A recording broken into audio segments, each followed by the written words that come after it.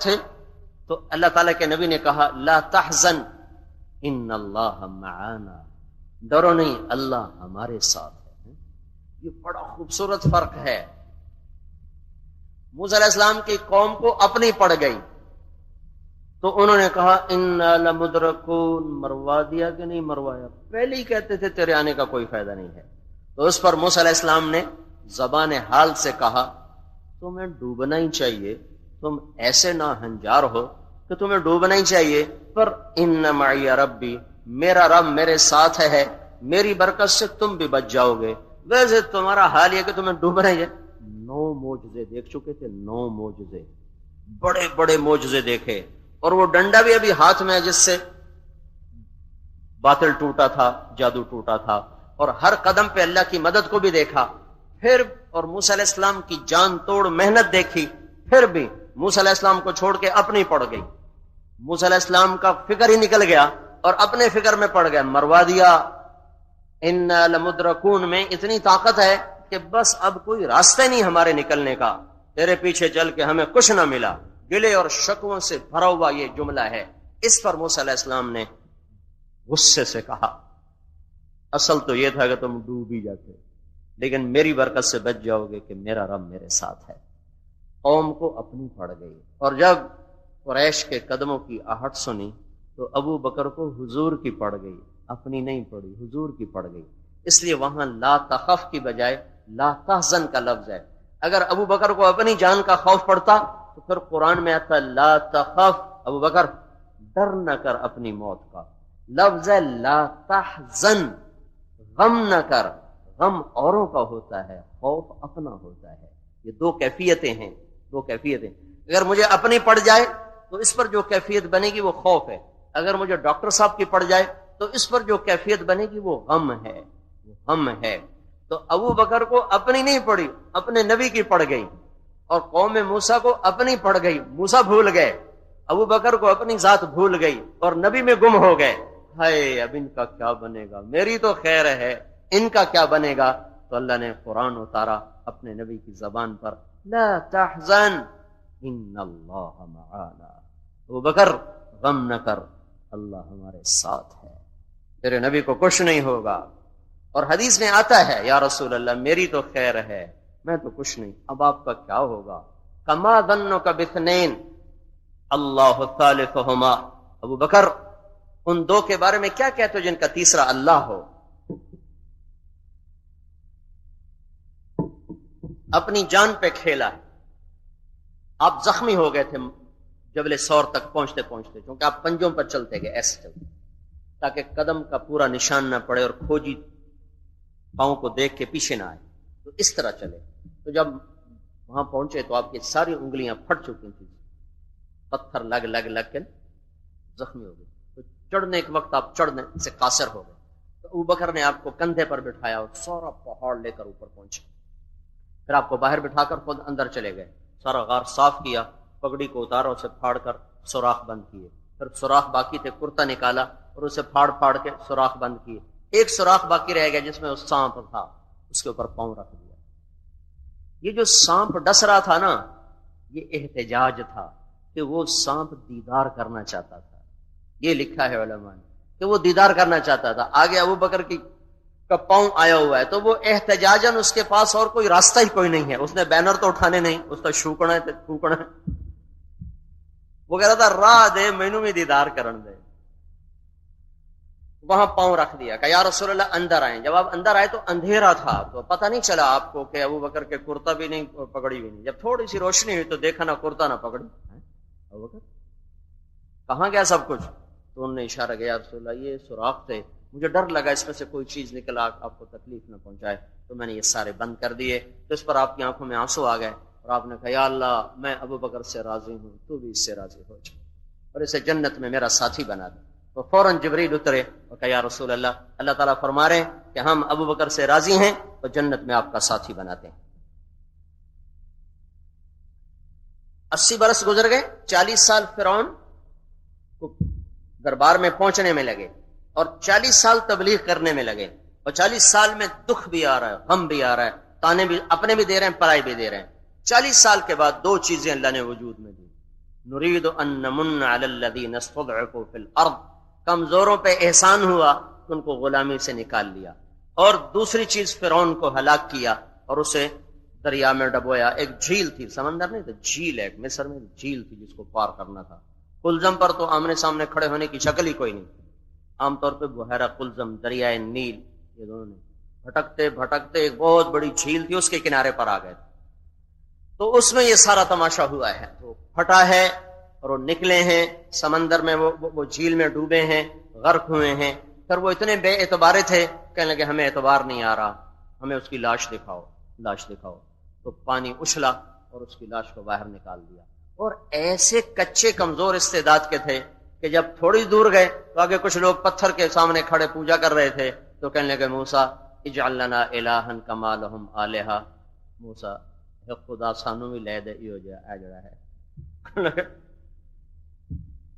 کیا بے عقل ہو تم، انکم قوم تجہلون، کیسے بے عقل ہو تم، اب بھی تمہیں رب کی قدرت سمجھ میں نہیں آئی؟ یہ امت اللہ کی چھانٹی ہوئی امت ہے، اللہ کے محبوب کا نورانیت ان کے اندر، ان کا گندے سے گندا بھی ہے۔ رنگیلا تو آپ جانتے ہیں سارے، رنگیلا مرحوم جو اداکار تھا، 1996 میں 2-3 دفعہ اس کو لے کر ہم آئے بیانوں میں، اسی وقت ہم نے اداکاروں میں کام شروع کیا تھا 96 سے، تو 97 میں جنید سے ملاقات ہوئی، 96 میں رنگیلے سے ملاقات، تو وہ 2-3 دفعہ آیا ہمارے پاس، بیٹھا بھی رہا، 3 دن کا ارادہ بھی لکھایا، 2-4 نمازیں بھی پڑھی ہمارے ساتھ۔ تو وہ کہنے لگا، اس نے اپنا واقعہ سنایا کہ میں گیا نیپال فلم کی شوٹنگ، تو وہاں ایک مندر ہے جس میں صرف ہندو جا سکتا ہے اور کوئی غیر ہندو نہیں جا سکتا، جیسے ہمارا بیت اللہ ہے اور مدینہ ہے، اس میں صرف مسلمان جا سکتا ہے، کوئی غیر مسلم نہیں، وہاں صرف ہندو جا سکتا ہے۔ تو کہنے لگا میں نے اپنے میک اپ مین سے کہا کہ میرا میک اپ بناؤ پنڈت کا، پنڈت والا میک اپ کرو۔ تو گنجا تو وہ پہلے ہی تھا، اس نے ایک چوٹی اس کے سر پہ لگا دی اور باقی وہ رنگ ایسے اسے کر کے اس کے سارے لگا دیے۔ تو اس کہنے لگا میں نے پیلے رنگ کی 2 چادریں گہروی رنگ کی پہن لی اور ہاتھ میں کڑے ڈال لیے اور پاؤں میں وہ کھڑاواں سے ڈال لی اور کہا میں گھس گیا۔ میں نے کہا دیکھی جائے گی، جاتے ہی میں نے نعرہ لگا ہرے رام، اور ساتھ اس کا منہ تو آپ جانتے ہیں کیسے ادار چڑھا ہوتا تھا، میں نے کہا ہرے رام، تو سارے ہندو ایک دم ہاتھ جوڑ کے مہاراج مہاراج مہاراج مہاراج کہنے لگا۔ تو میں نے پیسے نکال یوں پھینکنے چھوڑے، یوں پھینک رہا، ادھر پھینک رہا، ادھر پھینک رہا، ان کا یہ تو کوئی مہادیو آ گیا، مہاراج سے بھی اوپر ہوتا ہے مہادیو، ان کا ہر ہر مہادیو، ہرے رام۔ آگے گیا تو پھنس گیا، آگے گائے کے سامنے سجدے ہو رہے تھے، میں نے کہا یا اللہ مر گیا، اب کیا کروں، سجدہ کروں تو ایمان گیا، سجدہ نہ کروں تو جان گئی، اب کیا کروں؟ تو کہنے لگا میں آگے اور سارے میرے پیچھے پیچھے، جب میں قریب گیا میں کہا یا اللہ اے میں تینوں سجدہ کردا پیا، گان کوئی نہیں، اللہ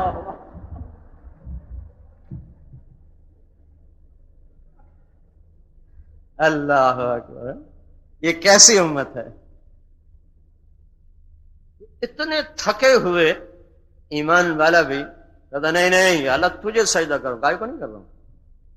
اور وہ 2 نبی دائیں بائیں ہیں، وہ کہہ رہے ہیں خدا سانو بھی لے دے ہو جائے۔ بگڑے ہوئے مسلمانوں کے لیے اللہ کا قانون ہلکے ہلکے جھٹکے دینے کا ہے، اور صرف نماز سے مسئلہ حل نہیں ہوگا۔ اور جن باتوں کی طرف اشارہ کر رہے تھے ڈاکٹر صاحب کہ عہد و پیمان نہیں ہے، وفا نہیں ہے، دیانت نہیں ہے، اخلاق نہیں ہے، یہ مشکل کام ہے۔ نماز کے لیے تو 10 منٹ دکان سے اٹھا، 1 لوٹا پانی سے وضو کیا، جا کے کھڑا ہو گیا، اور جن چیزوں میں اس کو چلنا ہے وہاں مال قربان ہوتا ہے، عزتیں قربان ہوتی ہیں، وہ مشکل کام ہے، وہ تربیت کے بغیر ہو نہیں سکتا، وہ سیکھنا پڑے گا۔ تو اب یہ 3 طبقے ہیں، پکے کافر، اس کا تھوڑا سا میں نے آپ کو بتایا، پکے مسلمان، اس کا ہی بتایا، میرے آپ جیسے کچے مسلمان، ہمیں تربیت کے مراحل سے گزرنا پڑے گا، تب اللہ کا نظام ہم سے ہٹے گا۔ یہ سنت اللہ کی یہی ہے، باقی وہ جب چاہے جو چاہے کر دے تو اس کا اپنا اختیار ہے، لیکن سنت اللہ یہی ہے، سنت اللہ یہی ہے کہ عبادات ایک چھوٹا سا پرچہ ہے، اس میں اخلاق، معاملات، معاشرت، عدالت، سیاست، حکومت، ایک ریڑھی والے سے لے کر صدر تک شریعت ہی شریعت ہے، اس سب میں معاملات میں، اخلاق میں بہت بڑا ایمان چاہیے. اللہ تعالیٰ ایک جگہ کہتا ہے فَلَقْتَحَمَ الْعَقَبَةَ وَمَا أَدْرَاكَ مَا الْعَقَبَةُ فَكُّ رَقَبَةٍ أَوْ إِطْعَامٌ فِي يَوْمٍ ذِي مَسْغَبَةٍ يَتِيمًا ذَا مَقْرَبَةٍ وَمِسْكِينًا ذَا مَتْرَبَةٍ ثُمَّ كَانَ مِنَ الَّذِينَ آمَنُوا وَتَوَاصَوْا بِالصَّبْرِ وَتَوَاصَوْا بِالْمَرْحَمَةِ أُولَئِكَ أَصْحَابُ الْمَيْمَنَةِ. اللہ تعالیٰ پیچھے سے بات کرتا ہے أَلَمْ نَجْعَلْ لَهُ عَيْنَيْنِ وَلِسَانًا وَشَفَتَيْنِ وَهَدَيْنَاهُ النَّجْدَيْنِ. دو آنکھیں دی تمہیں, ہونٹ دیے, زبان دی, وجود دیا. فَلَقْتَحَمَ الْعَقَبَةَ, تو تو نے گھاٹی کو عبور کیوں نہ کیا, تو نے گھاٹی کو چھلانگ لگا کے پار کیوں نہ کیا. دشوار گزار گھاٹی کو عربی میں عقبہ کہتے ہیں. یہ ایک بڑی, میں کافی دن سوچتا رہا, اللہ نے جہاد کو عقبہ نہیں کہا, قتال کو عقبہ نہیں کہا, تبلیغ کو عقبہ نہیں کہا, علم کو عقبہ نہیں کہا, نماز کو, تہجد کو, ذکر کو, تلاوت کو, حج کو, عمرے کو, تسبیح کو, مراقبے کو, یہ جتنی عبادات کی شکلیں ہیں ان میں سے کسی ایک کو اللہ نے عقبہ, دشوار گزار گھاٹی نہیں کہا. اور جہاں بندے کا بندے سے معاملہ ہے اس کو کہا ہے عقبہ. عقبہ پھر کہا وما ادراک ما العقبہ, تمہیں خبر بھی ہے کہ وہ گھاٹی کیا ہے. یہ وما ادراک کا لفظ قرآن میں بڑی اہمیت کو بتانے کے لیے آتا ہے. وما ادراک ما القارعہ, وما ادراک ما الحاقہ, وما ادراک ما یوم الدین, وما ادراک ما لیلۃ القدر. اس میں آپ دیکھو یہ کتنے عظیم چیزیں ہیں جن کے لیے ما ادراک لفظ آیا ہے. یہاں اس گھاٹی کو اللہ کہتا ہے وما ادراک ما العقبہ, کچھ خبر ہے وہ دشوار گھاٹی کیا ہے؟ کہ نہیں, کہ وہ میرے بندوں کی خدمت ہے. ساری کا ترجمہ خلاصہ, وہ میرے بندوں کی خدمت ہے. وہ یتیم کو کھانا کھلانا ہے, وہ مسکین کا حال پوچھنا ہے, وہ رشتہ داروں سے حسن سلوک ہے. یہاں آ کے سوئی پھنسی ہوئی ہے اور اس کو اللہ عقبہ کہہ رہا ہے کہ یہ ہے ہی مشکل, یہ ہے ہی مشکل.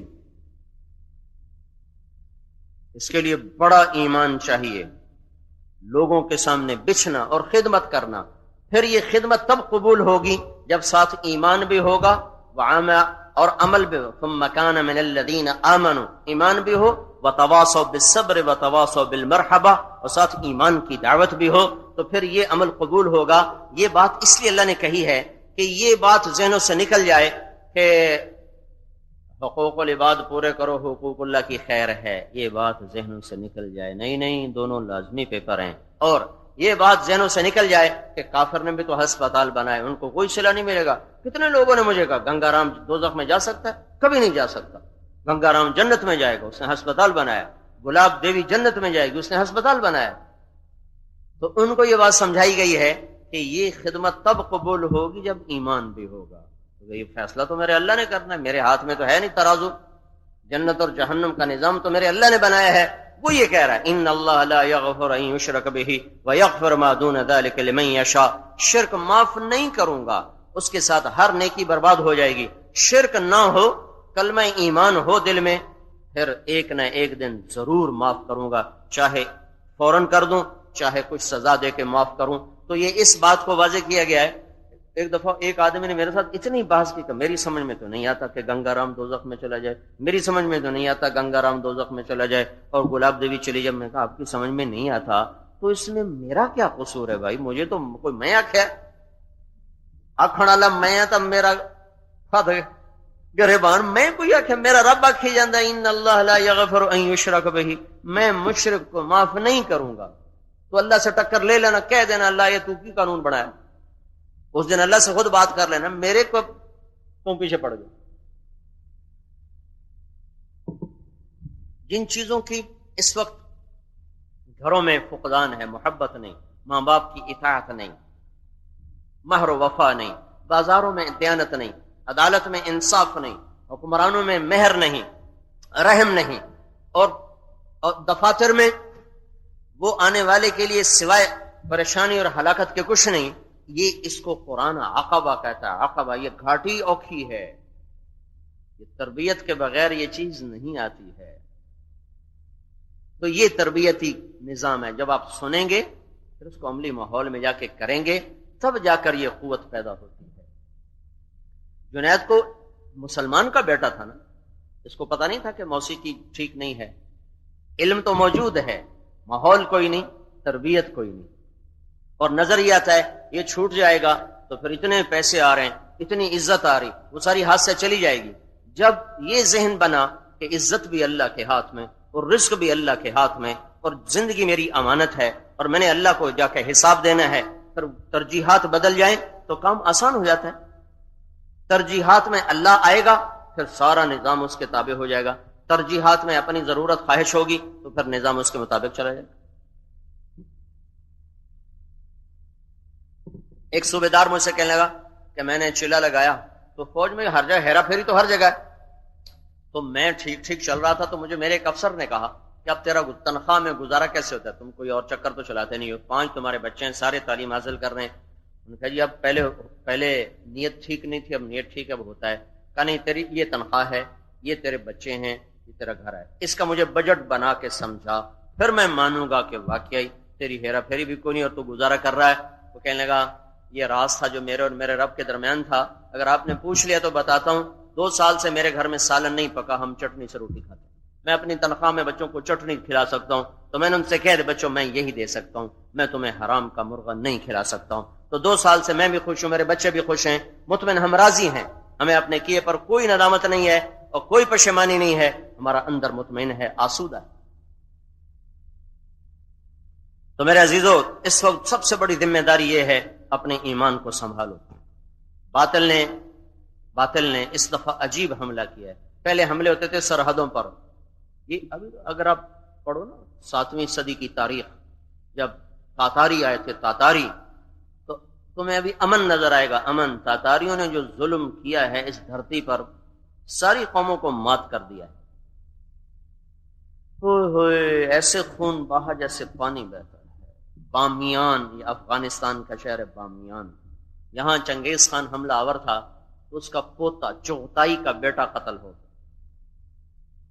چغتائی کے بیٹے کی جب لاش آئی اس کے سامنے تو وہ خیمے میں بیٹھا تھا، تو اس نے خود تلوار اٹھائی اور حملے کے لیے آگے بڑھا۔ جب شہر فتح ہوا تو تاتاریوں کی عادت تھی بوڑھے مرد عورت قتل کر دیتے تھے اور بچے قتل کر دیتے تھے، جوان لڑکے لڑکیاں ان کو غلام بناتے تھے۔ تو جب بامیان فتح ہوا تو اس نے کہا کوئی زندہ نہ چھوڑا جائے، کتے اور بلوں کو بھی ذبح کر دیا جائے۔ تو بامیان واحد شہر ہے جس میں ایک جھپکتی آنکھ باقی نہ بچی، اور سب کو انہوں نے ذبح کیا، اور اس شہر کے جانور بھی، گھوڑے بھی، گائے بھی، بھینسیں بھی، گدھے بھی، مرغیاں بھی، بلے بھی، کتے بھی انہوں نے ذبح کر دیے کہ چغتائی کا بیٹا یہاں قتل ہوا۔ وہ تو رلا دینے والی داستان ہے، کبھی پڑھو، اپنی تاریخ پڑھا کرو، تاریخ اس لیے لکھی جاتی ہے کہ آنے والی نسلیں اس سے عبرت حاصل کریں۔ لیکن آخر میں سوچو تو غم ہلکا ہوتا ہے کہ یہ سارے جنت میں چلے گئے۔ 40 دن قتل عام ہوتا رہا بغداد میں، 40 دن، کلاشنکوف تو تھی نہیں، تلوار سے قتل کرنا تھا، تلوار سے، تو 15 لاکھ آدمی کو قتل کرنے میں 40 دن لگے۔ 40 دن تک ان کی مشکیں کسی میں پڑے ہوئے، معصوم بچوں کی چیخ و پکار ہے، معصوم بیٹیوں کی، بوڑھی ماؤں کی، بوڑھے والدین ہیں، جوان بیٹیاں، ان کی بے عزتی ہو رہی، عزتیں تار تار ہیں، اور ہلاکو کا قہر وہ نازل ہے اور اوپر آسمان والا دیکھ رہا ہے۔ یہی دنیا کا نظام ہے، آزماتا ہے سب، کبھی صبر کا پیپر دے کر، کبھی شکر کا پیپر دے کر۔ 40 دن میں 15 لاکھ آدمی قتل ہو کے جنت میں چلے گئے۔ دکھ درد ہے اس مٹنے کا، پر ہمارا درد کا مداوا ہو گیا کہ وہ سارے جنت میں چلے گئے۔ اس دفعہ جو باطل کا حملہ ہے وہ جان پر تھوڑا ہے، ایمان پر زیادہ ہے، وہ ہمارے ایمان پر ڈاکہ ڈال چکے ہیں۔ آج کی ٹیکنالوجی نے ہمارے اخلاق ہم سے چھین لیے ہیں، ہمارا ایمان ہم سے سلب کیا جا رہا ہے، اور آج ناچ گانا ہماری تہذیب بن گیا ہے، شراب کی محفلیں ہیں، چھوٹے چھوٹے موبائلوں میں ننگی فلمیں آ چکی ہیں، چھوٹے چھوٹے سیڈیز میں ننگے ناچ اور ننگے نظام دکھائے جا رہے ہیں، اور چونکہ یہ اپنے نفس کی بھی اندر سے لذت ہے تو اس حملے میں باطل پوری طاقت سے کامیاب ہوا ہے۔ سرحدوں کا مٹ جانا تو پہلے بھی رہا ہے۔ 1200 صدی اور 656 عیسوی، 656 عیسوی میں 656 صدی میں اور 1250 اس میں عیسوی میں صرف مصر باقی بچا تھا اور باقی ساری اسلامی سلطنت دھڑم زمین پہ آ چکی تھی. کچھ باقی نہیں بچا تھا سوائے مصر کے. لیکن اللہ نے اس دین کو باقی رکھنا ہے. پھر مصر سے اللہ تعالیٰ نے پھر سے بات کو اٹھایا اور رکن الدین بیبرس نے 40 برس کے بعد ہلاکو خان کے لشکر کو عین جالوت میں 27 رمضان کو ان کے آپس میں ٹکر ہوئی ہے. اور اس میں پہلی دفعہ ہلاکو کا جو لشکر تھا، ہلاکو خود موجود نہیں تھا، اس کا بھائی منگو خان مر گیا تھا. تو تاتاری قانون تھا کہ جب خاقان مرے تو ہر تاتاری وہاں پہنچے. قراقرم میں، قراقرم کا شہر ساری دنیا کا خون بہا کے آباد کیا گیا اور صرف 110 سال 1210 میں اس کی بنیاد چلی اور 1310 میں چین نے حملہ کر کے قراقرم کو ایسے صفحہ ہستی سے مٹا دیا کہ اس صحرا میں ایک پتھر ہے، اس پر ایک کچھوا بیٹھا ہوا ہے. بس وہ ایک کچھوا نشانی ہے کہ یہاں کبھی چنگیز خان کا پایا تخت ہوتا. ختم. بغداد موجود ہے، بامیان موجود ہے، سمرقند موجود ہے، بخارا موجود ہے، جہاں خون ہی خون بہایا گیا تھا. ہلاکو نے کہا تھا میں نے آج بغداد کو صفحہ ہستی سے مٹا دیا ہے، یہ پھر کبھی نہ ابھرے گا. بغداد موجود ہے، یہ کئی دفعہ خون میں نہایا ہے. تو ہلاکو مٹ گیا، چنگیز مٹ گیا، اس کا بیٹا جوجی اس کو مٹ گیا، چغتائی مٹ گیا، تولوئی مٹ گیا، اغدائی مٹ گیا. تاتاری سارے مسلمان ہو گئے سوائے ایک نسل کے جو چین چلی گئی تھی. قبلائی خان کی نسل جو چین شفٹ ہوئے وہ نہیں ایمان لائے، باقی ساری چنگیز کی نسل مسلمان ہوئی. تو اللہ تبارک و تعالیٰ کا نظام چلا. رکن الدین بیبرس کے ذریعے سے عین جالوت پر ہلاکو چلا گیا، واپس پیچھے لشکر چھوڑ گیا. اس کا سپہ سالار تقت بوغا. ہلاکو نے ظلم اس لیے بھی زیادہ کیا، ہلاکو کی بیوی تھی، وہ تھی دوقوزہ، وہ تھی عیسائی، اور اس کا جو سالار تھا کتبوغا وہ بھی تھا عیسائی. انہوں نے اس کا دوقوزہ کا گرجا ساتھ ساتھ چلتا تھا، پہیے لگے تھے، اس کے ساتھ ساتھ چلتا تھا. جہاں وہ پڑاؤ ڈالتے وہاں وہ گرجا بھی ہوتا، وہاں بندگی بھی ہوتی. تو بیوی اور سالار نے مل کر ہلاکو کو ابھار کے مسلمانوں کے خون بہانے پہ آمادہ کیا. لیکن عین جالوت میں جب وہ چلا گیا تو رکن الدین بیبرس نے حملہ کیا ہے تو کتبوغا پکڑا گیا، تو لشکر پکڑا گیا ہے. اور اللہ تعالیٰ نے پھر مصر سے بات کو اٹھایا. اور عین اس وقت جب ہلاکو خان مصر پر حملے کی تیاری کر رہا تھا تو مصر میں اتنی طاقت نہیں تھی کہ ہلاکو کا مقابلہ کرتے. اللہ نے ہلاکو کے چچا کے بیٹے کو ہدایت دے دی، برکا خان. چنگیز کا سب سے بڑا بیٹا جوجی، اس کا بیٹا تھا اباقا، اس کا بیٹا تھا برکا. اور ادھر تولوئی، اس کا بیٹا تھا ہلاکو. اور اوپر سے جوجی کا پوتا برکا، یہ دونوں کا ایک زمانہ ہے. تو سمرقند کے تاجروں کی توفیل برکا خان مسلمان ہوا. جب ہلاکو نے مصر پہ حملے کے لیے لشکر نکالا تو رکن الدین بیبرس نے برکا خان کو خط لکھا کہ اپنے بھائی کو روکو، تم بھی مسلمان میں بھی مسلمان. تو برکا خان نے ہلاکو سے کہا کہ تم حملہ نہ کرنا ان پر، میں مسلمان ہو چکا ہوں. تو اس نے اس کو خط لکھا کہ تم نے چنگیز خان کا قانون نہیں پڑھا ہوا. چنگیز خان نے لکھا ہے کہ 2 تاتاری تلواریں آپس میں نہیں ٹکرانی چاہیے. تو اس کا جواب برکا خان نے دیا، وہ بھی کافر تھا تو بھی کافر ہے، میں مسلمان ہو چکا ہوں، میری تلوار نکلے گی تیرے خلاف اگر تو نے مصر پر چڑھائی کی. تو یہ پہلی دفعہ زندگی میں 60 برس کے بعد 2 تاتاری لشکر آمنے سامنے ہوئے، جس میں نہ کسی کو فتح ہوئی نہ کسی کو شکست ہوئی. دونوں لشکر لڑ کے تھک کے واپس لوٹ گئے. لیکن ہلاکو کی طاقت کو زوال آ گیا اور اسی لڑائی میں اس کا گھوڑا وہ اپنے گھوڑے سے گرا ہے اور اس کا پاؤں رکاب میں پھنس گیا. وہ گھوڑا اس کو بھگاتا دور تک لے گیا. اس کا سر پتھروں سے ٹکراتے انہی زخموں میں وہ تاب نہ لا سکا اور کچھ عرصے کے بعد 42 سال کی عمر میں وہ جہنم واصل ہوا ہے. تو اس وقت سب سے بڑی یلغار یہ ہے کہ انہوں نے ہماری بیٹیوں کو سٹیج پہ نچا دیا ہے، نوجوانوں کے ہاتھ میں گٹار پکڑا دیے ہیں اور ساری محفل رقص کر رہی ہے. یہ اس میں اگر ہم مرتے ہیں تو جہنم ہے. وہ جو ان کی تلواروں سے مرے وہ تو جنت میں گئے، جو بموں سے مرے وہ جنت میں گئے. لیکن اس حملے کا توڑنا استادوں کے پاس ہے نہ ماں باپ کے پاس ہے. تو تم خود ہمت کرو گے تو ہوگا. اپنے ایمان کو پہچانو، اپنی اقدار کو پہچانو.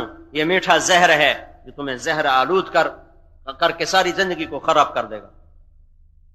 جس قوم میں موسیقی پھیل جائے وہ قوم ہلاک ہو جاتی ہے. اس وقت ساری دنیا ہلاکت پر آ چکی ہے، ساری دنیا، کسی وقت بھی کچھ ہو جائے گا. چونکہ میں نے دیکھا کہ جتنا عذاب لوط علیہ السلام کی قوم پہ آیا ہے اتنا کسی قوم پہ نہیں آیا. اور لوط علیہ السلام کی قوم پہ 5 عذاب آئے. دنیا کا سب سے بڑا کافر فرعون ہے جس نے کہا میں ہی رب ہوں. یہ دعویٰ کسی نے نہیں کیا. فرعون نے کہا میں ہی رب ہوں، اللہ نے پانی میں ڈبویا بس. اور لوط علیہ السلام کی قوم نے وہ گناہ کیا جو کبھی کسی نے کیا نہیں تھا، اور فحاشی اور بے حیائی میں دلیر ہو گئے، ڈھیٹ ہو گئے. 5 عذاب اکٹھے.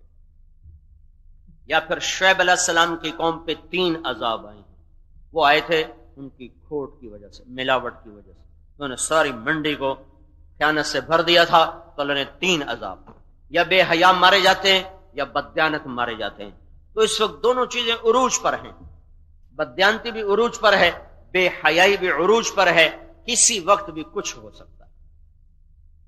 ہم اس کشتی پر سوار ہیں جس کے پیندے میں سوراخ ہے، بادبان تار تار ہیں اور موجیں طوفانی ہیں اور ملا چھوڑ چکے ہیں. تو اس وقت میں بھی اگر بیدار نہ ہوئے تو اور کون سا لمحہ ہوگا جب آنکھیں کھولیں گے.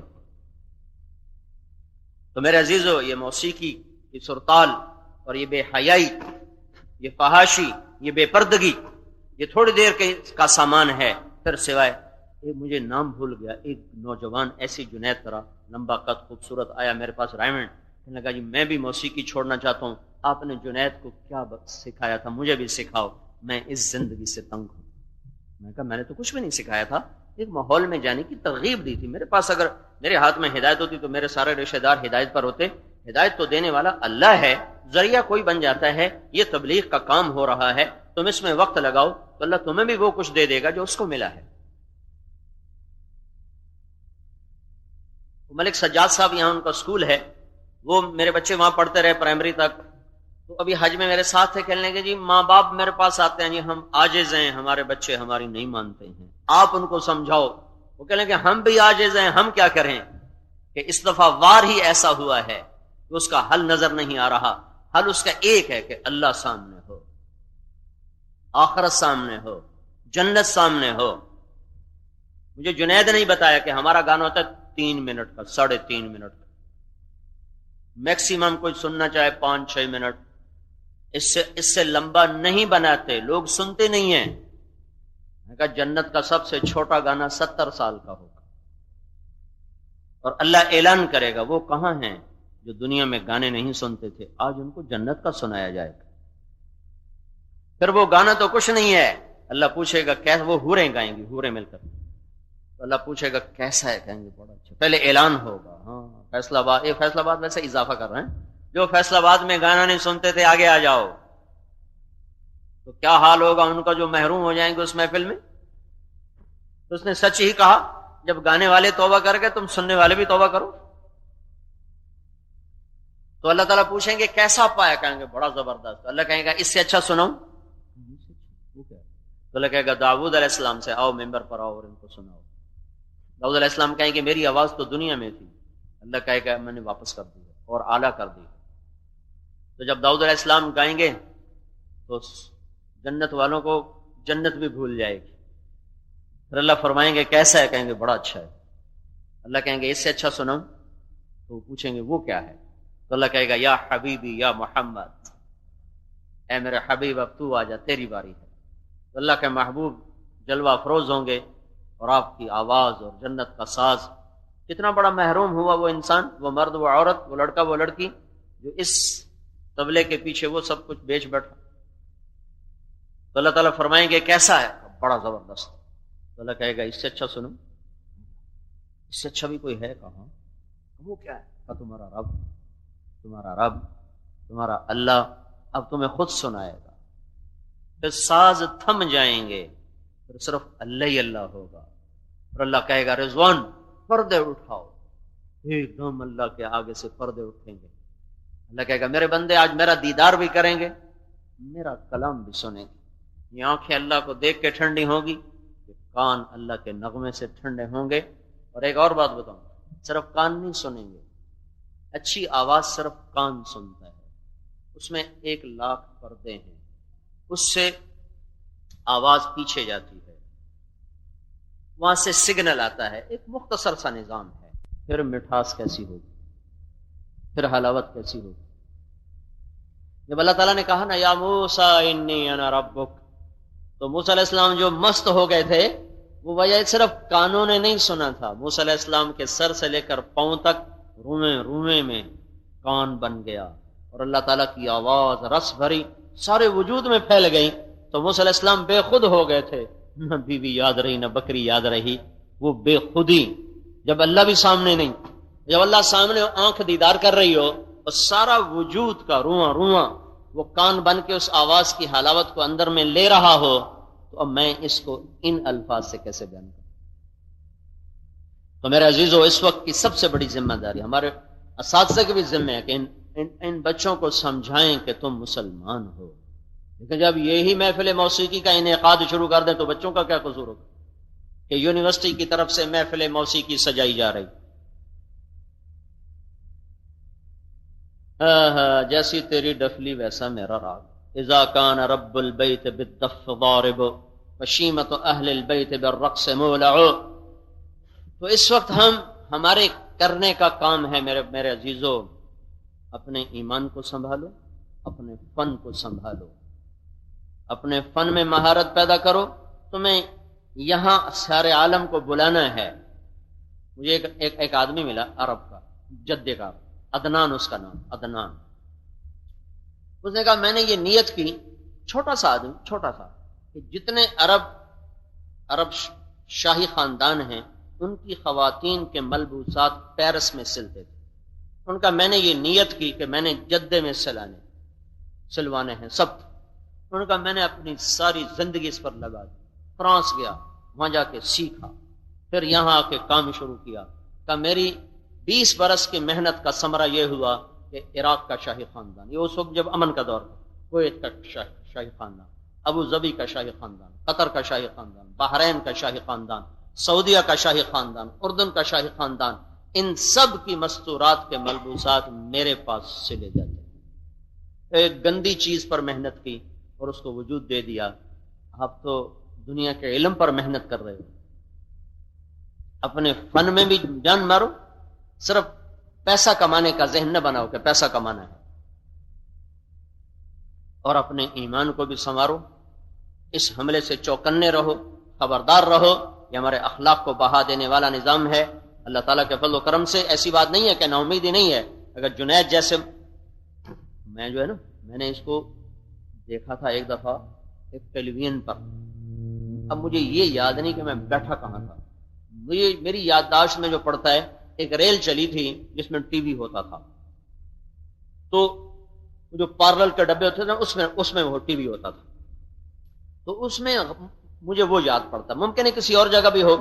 تو ایسے سامنے ٹی وی لگا ہوا تھا، تو اس کا وہ آ گیا، وہ گانے سننے کے لیے تو ہیڈ فون لگانا ہوتا تھا، وہ تو میں نے نہیں لگایا ہوا تھا، تو صرف میں اس کو دیکھ رہا تھا کہ یہ وہ جو کلفٹن کا ساحل ہے اس پر ایک کلب بنوا، یہ ناچ رہا تھا اور اس کے گرد لڑکیاں ناچ رہی تھیں اور یہ گا ہی رہا تھا۔ تو میرے جی میں آیا کہ اس کو کیسے ہدایت ملے گی، یہ کیسے ہدایت پر آئے گا اور کون اس تک پہنچے گا۔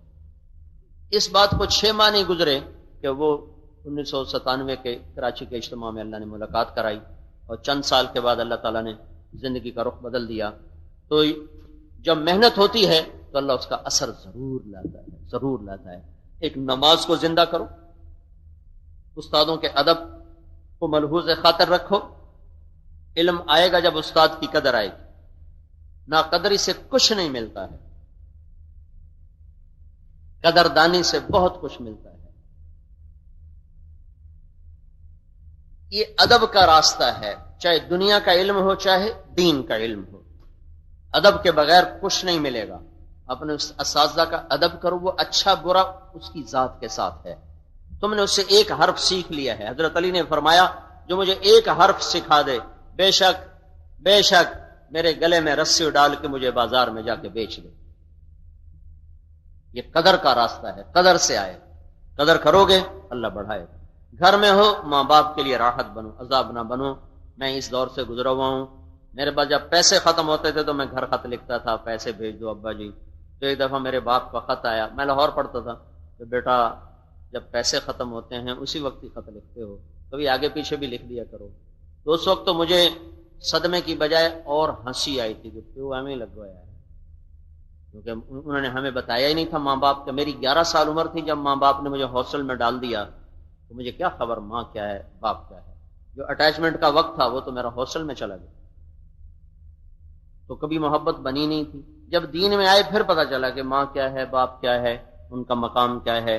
اللہ کے نبی نے فرمایا میرے ماں باپ ہوتے میں ان کی بڑی خدمت کرتا، اور نہیں تو میری ماں تو ضرور ہوتی، اور میں عشاء کی نماز کے لیے مصلی پہ کھڑا ہوتا اور سورت فاتحہ شروع کر چکا ہوتا، مسجد بھری ہوئی ہے، فرض نماز کی بات کر رہے ہیں، نفل نہیں، کہ میں عشاء کی نماز کے لیے مصلی پہ کھڑا ہوتا اور سورت فاتحہ شروع کر چکا ہوتا۔ ادھر سے میرے گھر کی کھڑکی کھلتی اور میری ماں مجھے کہتی محمد، تو میں نماز توڑ کے کہتا جی اماں جان۔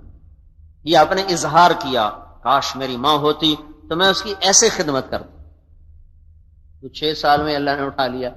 اللہ کا اپنا نظام ہے، جن کو دیا ہے، جن کے پاس ہیں، قدر کریں اس کی۔ وہ یہ قدر دین سکھاتا ہے۔ اپنی نظروں کی حفاظت کرو۔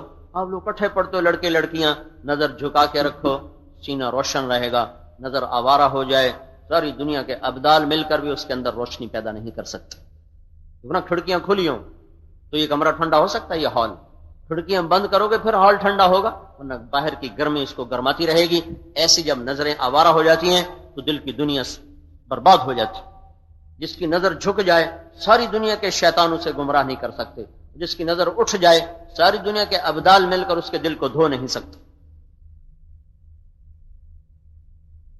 اپنی زبان پہ قابو، اپنی نظر پہ قابو، اپنے علم پر محنت کرو، نماز با جماعت پڑھو، گھر میں جاؤ ماں باپ کی راحت بنو، ماں باپ کی ٹھنڈک بنو۔ آپس میں قوم کی بنیاد پر، برادری کی بنیاد پر، یا سیاسی سوچ ہوتی، میں تو ہاتھ جوڑتا ہوں کوئی سیاسی سوچ نہ رکھو، صرف تعلیمی سوچ رکھو۔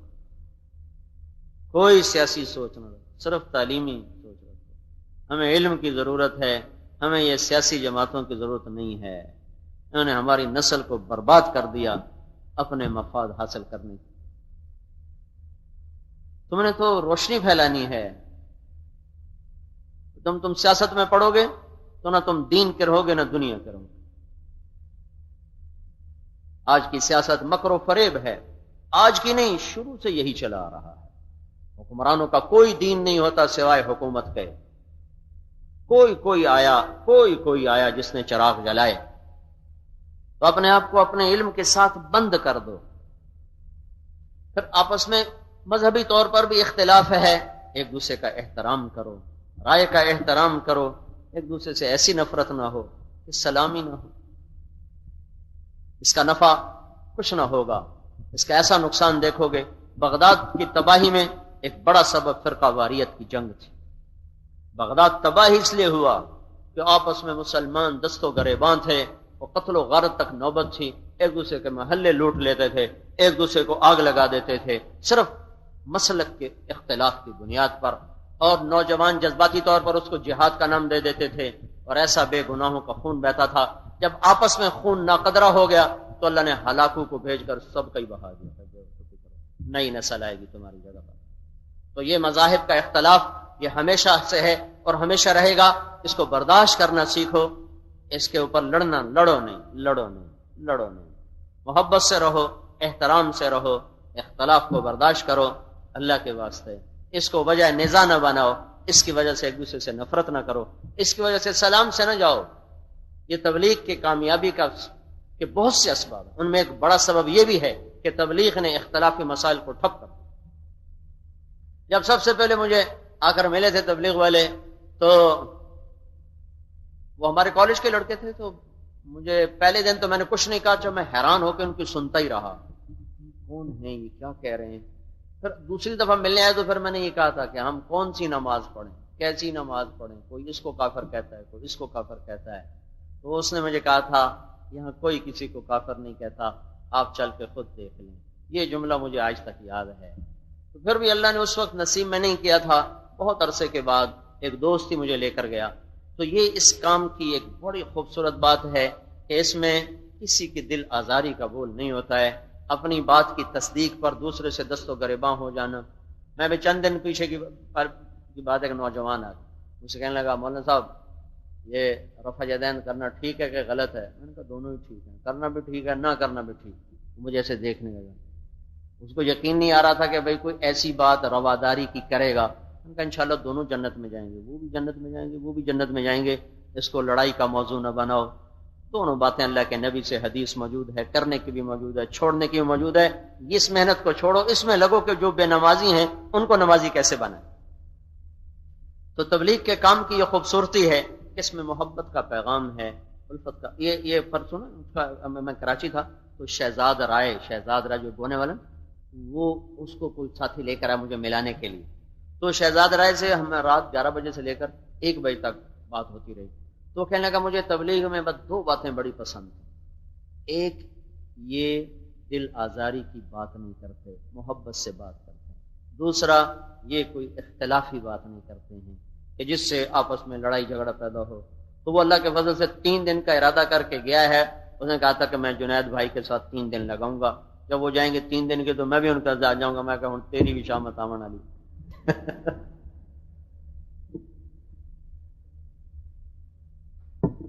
ہے تو پھسن دی دیر بس۔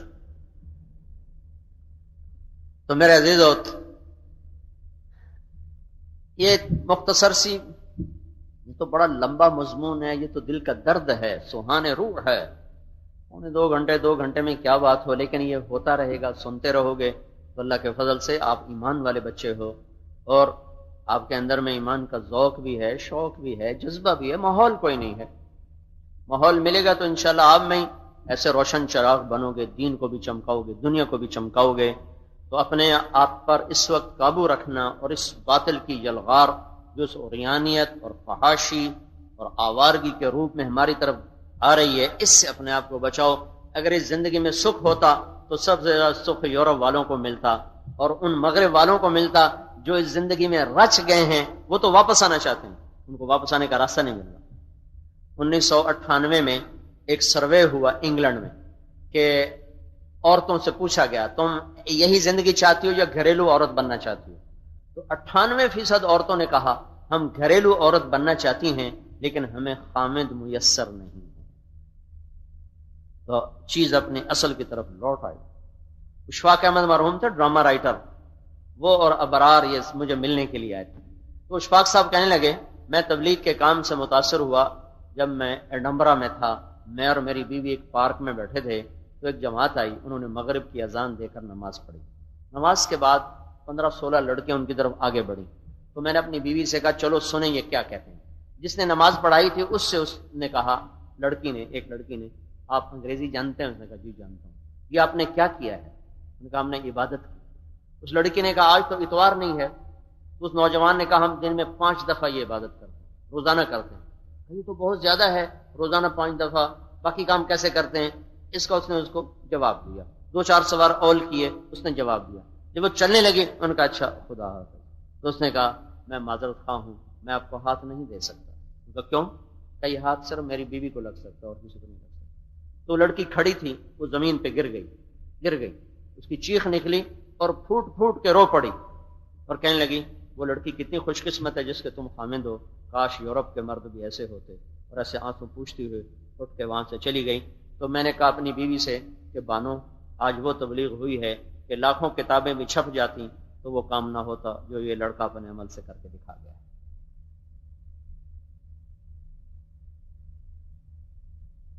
تو اللہ کا فضل ہے، عالم میں ایک گردش ہے، نقل و حرکت ہے، تم ہمت کرو، اپنے اوپر قابو رکھو۔ یورپ تو خود تھک چکا ہے اپنی زندگی سے، وہ خود اس سے نکلنا چاہتا ہے، راستہ کوئی نہیں ملتا۔ ہمارے پاس سب سامان موجود ہیں، جب ہمارے پاس آئے گی سچائی تو لوگ دوڑے ہوئے آئیں گے۔ تو سارے بچے نیت کرتے ہو نا، جو جنید نے کروائی تھی وہ بھی پکی ہے نا، چھٹیوں میں تبلیغ میں جاؤ، آج کے بعد نماز کوئی نہ چھوڑے، آج کے بعد کوئی کسی کو گالی نہ دے، آج کے بعد کوئی غیبت نہ کرے، آپس میں لڑے ہوئے تو باہر نکل کے گلے لگ جاؤ، ایک دوسرے کو معاف کر دو۔ اللہ تعالیٰ ہر پیر جمعرات کو لوگوں کے عمل اللہ کے پاس جاتے ہیں، اور اللہ اس میں سے کہتا ہے ان کو معاف کرو، ان کو معاف کرو، ان کو معاف کرو۔ 2 مسلمان مرد عورت، 2 مسلمان جوان بوڑھے، 2 مسلمان وہ دو عورتیں ہوں، دو مرد ہوں، مرد عورت ہو، جو بھی ہوں، آپس میں اگر لڑے ہوئے ہوں اور وجہ نزاع صرف دنیا اور یہ گندی باتیں ہوں تو اللہ تعالیٰ فرماتا ہے ان کا عمل ابھی میں نہیں دیکھوں گا، جب تک یہ آپس میں صلح نہیں کرتے ان کی فائل میرے سامنے پیش نہ کی جائے۔ تو یہ حوصلوں میں میری زندگی گزری ہے، تو یہ لڑائیاں جھگڑے تو گندی گندی باتوں پہ ہوتے رہتے ہیں، تو مہربانی کرنا بھائی آپس میں پیار محبت سے رہو، صلح سے رہو، سلیقے سے رہو، تو اس سے اللہ تعالیٰ کی رحمت تمہارے اوپر چھائی رہے گی۔ اللہ تعالیٰ ہم سب کو عمل کی توفیق بخشے۔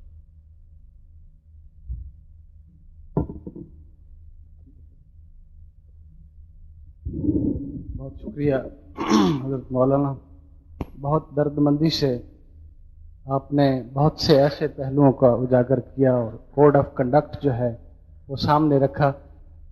نوجوانوں ابھی دعا کر کے انشاءاللہ جائیں گے، تو بات یہ ہے کہ ابھی دروازہ کھلا ہے اور اللہ ہمارا منتظر ہے، اللہ کے حضور جھک جائیں، اللہ کے حضور توبہ کریں، ابھی دروازہ بند نہیں ہوا۔ تو آئیے دعا کرتے ہیں کہ اللہ تعالی ہمارا بیٹھنا قبول فرمائے اور ہمارے اعمال میں اللہ صالح تبدیلی عطا فرمائے۔ مولانا دعا سے اختتام اللهم لك فرمائیں۔ الحمد كما أنت أهله فصل على محمد كما أنت أهله وافعل بنا ما أنت أهله إنك أهل التقوى وأهل المغفرة ربنا آتنا في الدنيا حسنة وفي الآخرة حسنة وقنا عذاب النار۔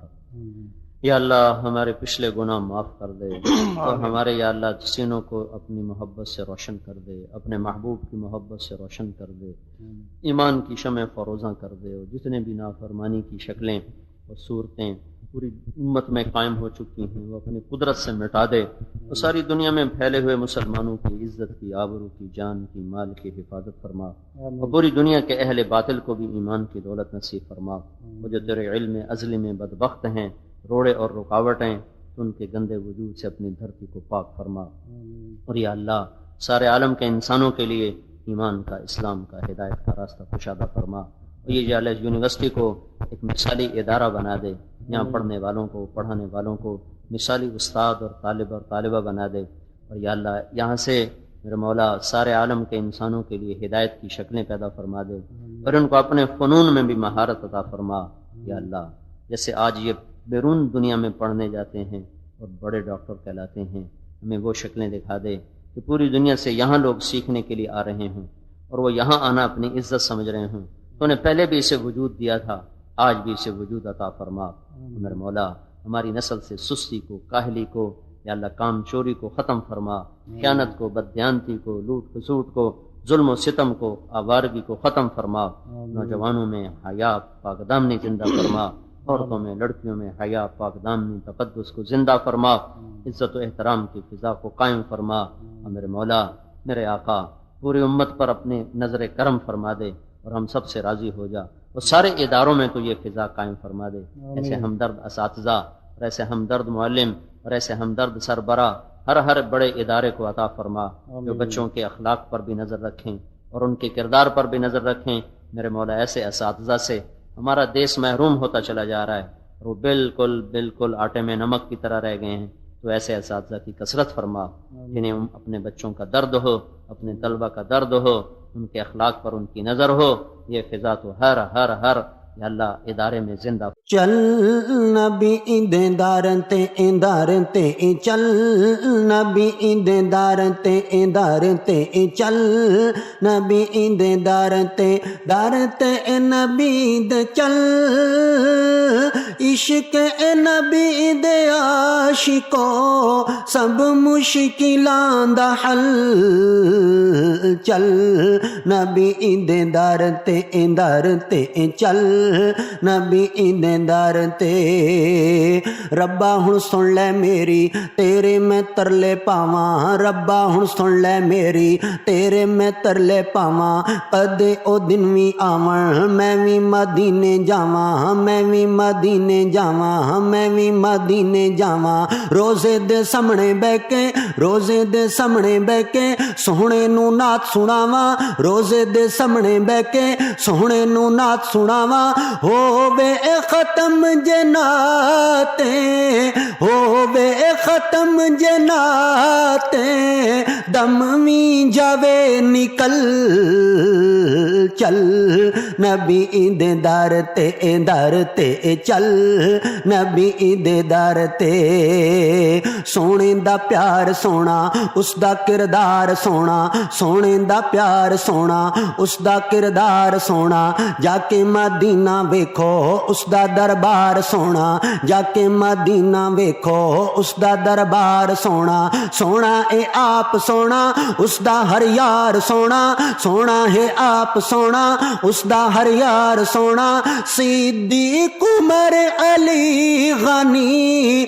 صدیق عمر علی غنی دا کوئی نہیں بدل چل نبی دے در تے چل نبی دے در تے سارے دعاواں منگو رل کے مدینے جائیے سارے دعاواں منگو رل کے مدینے جائیے سونے دی نعت اساں پڑھ دے پڑھاں دے جائیے سونے دی نعت اساں پڑھ دے پڑھاں دے جائیے سونے دی نعت اساں پڑھ دے پڑھاں دے جائیے پڑھ دے پڑھاں دے جائیے سن دے سونا دے جائیے سن دے سونا دے جائیے سن دے سونا دے جائیے سن دے سونا دے جائیے ہو بے ختم جناتے دم وی جاوے نکل چل نبی دے در تے چل نبی دے در تے